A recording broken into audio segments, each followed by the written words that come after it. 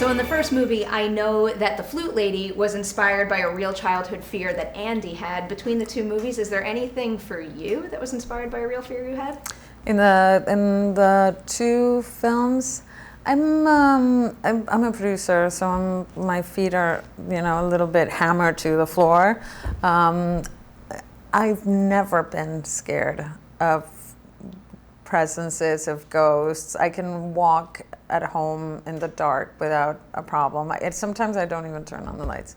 I'm scared of human beings and guns. That's what scares me. Sadly, a very reasonable fear to have.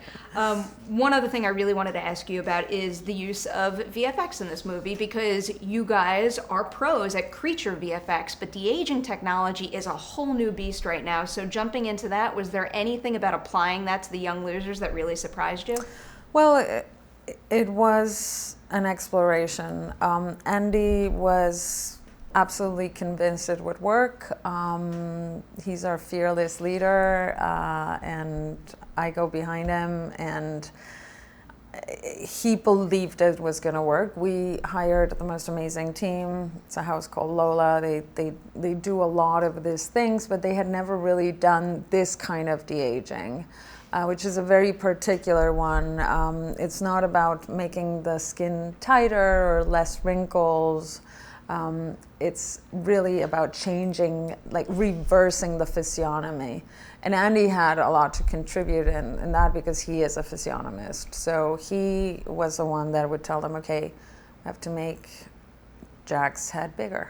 That's how he turns back that's how you turn back the clock. The great thing is that Lola had as a blueprint the other film. So they knew where they were going. They knew exactly how they had to look. But it still was, tricky, and it was a 10-month process of corrections over corrections over corrections. And all of the kids needed different de-aging. Not all the kids have de-aging, but the ones that did, they all needed very different kinds of de-aging. Mm-hmm. So it was labor of love. It was really artisanal. It's funny how they sometimes I talk to people about VFX and they think it's like something you just give to a house and they come back to you 5 months later and that's it. It's a daily process. We sit and go through that day's drop.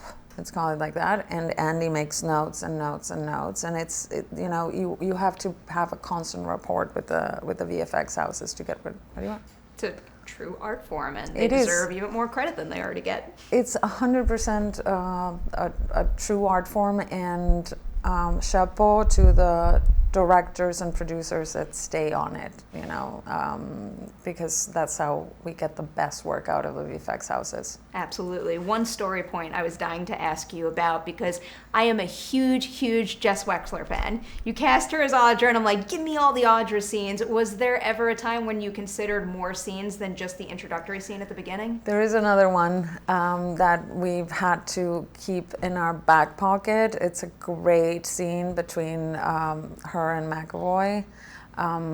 Sadly, as you guys know, this is a massive story. We were covering a huge book, and once it was shot, it made it to, I think, up to two versions, 2 rounds ago of the film, and then we had to say goodbye to it because we just could not fit it in the film, and it was about character. And we have, so much richness in the characters that we had to forego some of that. So you gave us 3 hours of great content. I almost feel greedy asking that question, but she's just so talented. You guys will see it.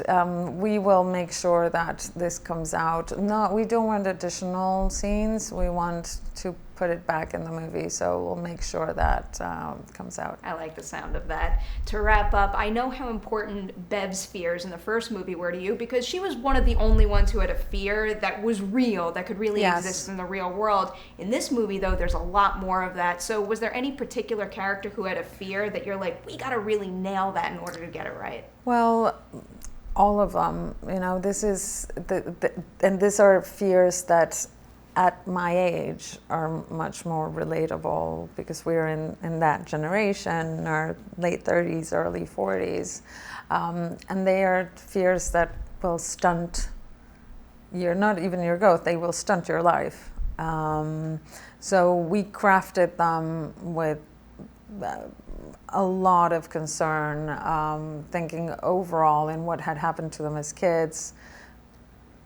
We sat down with Andy, Gary, Jason then, and I think that's why it is a film that is so appealing, not only for a younger generation, but also for our generation, because it's the result of what happens when you don't truly work with your fears.